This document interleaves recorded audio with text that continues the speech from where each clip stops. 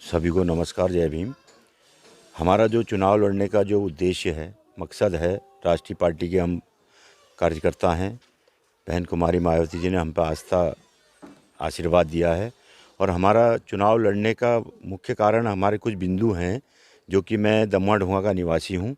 दमुआ ढुंगा जब से ये भारत आज़ाद हुआ हमारा, और हम लोग जो है यहाँ पर 50-51 के बसे हुए लोग हैं।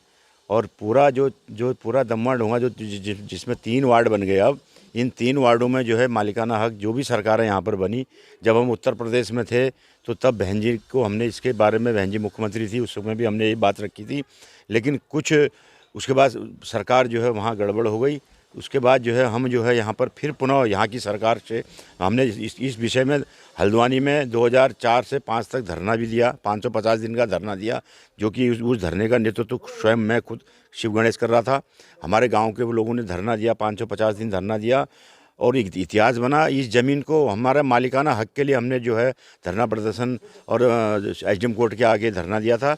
और इन सरकारों ने, जो भी बीजेपी की सरकार आई और कांग्रेस की आई, इन्होंने खाली झूठा आश्वासन दिए हमको, हमें मालिकाना हक नहीं दिया। हमारे दमुआ ढुंगा में जो कि कई 20,000 परिवार करीब यहाँ रहता होगा इस समय, तो यहाँ पर जो है किसी को भी मालिकाना हक नहीं मिला। हमारी पहली लड़ाई तो ये है कि दमुआ ढुंगा को जो है मालिकाना हक दिलाएंगे, और उसके साथ साथ ही दमुआ ढुंगा के जो इर्द गिर्द जो और भी लोग हैं, जो लोग नजूल पे बसे हुए हैं, उनको जो है उनको मालिकाना हक दिलाने का प्रयास करेंगे।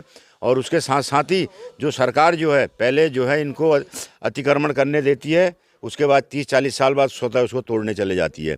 सरकार का दायित्व होना चाहिए कि अतिक्रमण को पहले ही रोक दिया जाए। जैसे कि आज हम देख रहे हैं हल्द्वानी के, कभी काठगोदाम क्षेत्र में गए थे हम, जो काठगोदाम क्षेत्र के जो गोलाबाद बाईपास रोड है, उस रोड पर तमाम 3 मंजिले 4 मंजिले बिल्डिंगें तोड़ दी गई हैं। अगर वो बनने से पहले अगर उनको रोक लगा दी जाती तो ये स्थिति नहीं आती। आज चुनाव के समय पे ये काम हो रहा है। ये सरकारें जो है, सरकारों की नीति ठीक नहीं है। ये सरकार जो है बटोगे कटोगे और मंदिर मस्जिद और मदरसे और चौड़ीकरण के चक्कर में जो है ये सरकार जो है अतिक्रमण, और दूसरा जो बेचारे छोटे छोटे अपने रोजी रोटी का, जिनका अपना परिवार का भरण पोषण करते हैं, जो ठेला लगा करके, रेहड़ी लगा करके अपने बच्चों का भरण पोषण करते हैं, वो भी इन्होंने जो है उस पर भी इनकी निगाह है कि वो उनका रोज़गार भी छीन रहे हैं। और दूसरा, इस हल्द्वानी शहर के कई इलाके ऐसे हैं जहाँ नशे का कारोबार खुलेआम चल रहा है। हमने इस विषय में कई बार पुलिस प्रशासन को सूचना भी दी, और हमारा जो युवा जो है, इस पहाड़ का जो युवा है, वो बेरोजगार तो है ही है, उसके साथ साथ नशे की गिरफ्त में चला जा रहा है।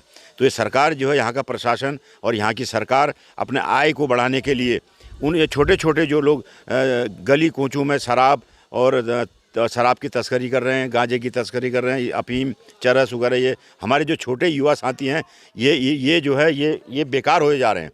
इनको बेकार करने के लिए जो है ये सरकार इस पर लगाम नहीं लगा रही है, क्योंकि युवा अगर नशे की गिरफ्त में जाएगा तो कल को आत्महत्या करेगा, कभी अपनी माँ से लड़ाई करेगा, कभी बाप से करेगा। अक्सर हम अखबार पढ़ते हैं, उसने नशे का लड़का था, नशेड़ी था, उसने अपनी माँ से पैसे मांगे, नहीं दिए तो उसने माँ की हत्या कर दी। पिताजी से पैसे मांगे, पिताजी ने नहीं दिया तो पिताजी की हत्या कर दी। तो ऐसे केस कई हो रहे हैं। तो अगर हमको मौका मिलेगा तो हम इन चीज़ों पर लगाम लगाएंगे, और सफल जो है हल्द्वानी का जो नाली खड़ंजे और जो सड़क जो है और बिजली पानी की जो सुचारू रूप से जो सुविधाएं हैं, उसको हम प्रदान कराने के लिए सरकार से निवेदन करेंगे, प्रयास करेंगे। अगर इसके लिए अगर हमें मौका मिलेगा, हम धरना प्रदर्शन करने को तैयार रहेंगे। ये हमारी बहुजन समाज पार्टी की नीति और रीति है।